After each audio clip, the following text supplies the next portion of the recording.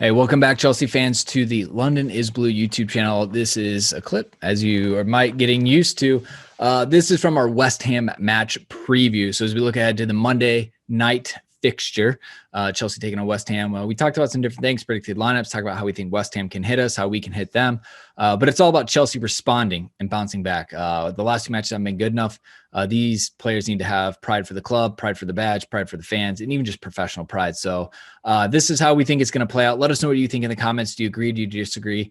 And hit us up on social media. Love to keep the conversation going. So if you enjoy the content, like the video, subscribe, obviously, and check us out on a podcast. You can find us on Apple Podcasts, Spotify, Stitcher, anywhere you find podcasts. So thanks so much, and up the Blues. So again, Dan, Everton struggled. No response against Wolves. The Matt Law pod's already dropped by now. He said his biggest concern was that there was no reaction from the players. He blames the players for not reacting and going out and taking care of business, and we have to have a response. 2 matches in a row we've lost. We cannot let it be 3. So in your mind, as you look ahead to West Ham on Chelsea's side, what's your gut instinct? We're a little bit tired. We have had a full week of rest, thankfully. Are we going to be up for it? Are we going to get a response? Is Lamps going to have the team set up tactically correct? Like, where are you kind of sitting in your mind? I've had some of the best rests we've had in a while. So, we didn't have to play another match in between. This is our long stretch here before we have to turn around and do kind of another quick 2 back-to-back. So this is nice that we did get that time. And I think this is a match where you look at having Mason in the squad. I think maybe you also start Tammy in this match. We'll talk about our lineups here in a few. I think you kind of go with a couple of those players who just get a little bit more of the DNA, the Chelsea mentality, the playing for the badge type of thing, who've been indoctrinated, and then get, bounce out with a couple of our professionals, our individuals come in like Silva, who, was shouting at Timo Werner in the last match, for not tracking back and trying to instill a little bit of that, pride.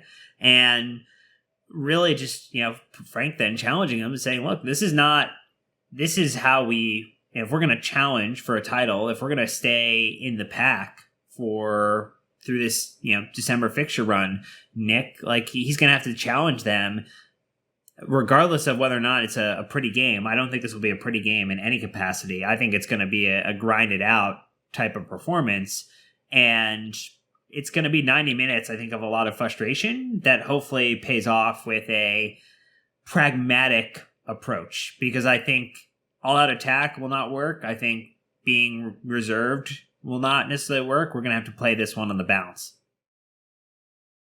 Yeah, I think the problem that we had against Everton was that we, obviously made a silly mistake, gifted them a goal, and then they were able to do what they wanted to do, which is shithouse and sit back and not really come out of their shell, right? And we didn't force them to come out of their shell. Against Wolves, we just lost the plot completely, because we actually played into the exact scenario we wanted to be in by going 1-0 up. And instead of playing a disciplined game, completely got too stretched, lost all shape, and it was ridiculous. It was a silly performance. West Ham is going to be a different bear. Luckily it's at home, so you feel like you should be able to play some good football at home. But at the end of the day, I think you need to be a little cagey at the beginning of this match. Not because I'm scared of West Ham, but I kind of want to lull them out of a block before they get too set. So you might just let them have possession a little bit. Draw them out, do a little thing, because I believe we have to utilize width in this match. I think we have to spread them out. We can't let them condense into like a, just a tight 8 in front of the goalkeeper. So I think that's what I would be looking for in this one is maybe have a little less possession than we're used to, draw them out a little bit and try and get in behind or get out wide. They've been playing a 5-4-1 a lot. They've used it 6 times in the league. They've also done a 4-2-3-1.